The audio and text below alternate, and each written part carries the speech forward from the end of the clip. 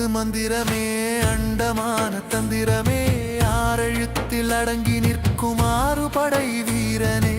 ஆறெழுத்தை உணர்ந்த பேர்க்கு அச்சம் ஏதும் இல்லையே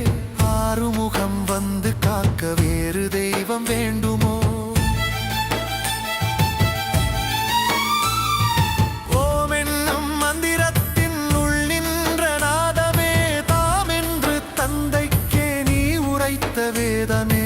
ஆமென்று ஏற்றுக்கொண்டால் அறியாமை ஓடுமே வேலென்றே நினைக்க முக்தி வாசலும் திறக்குமே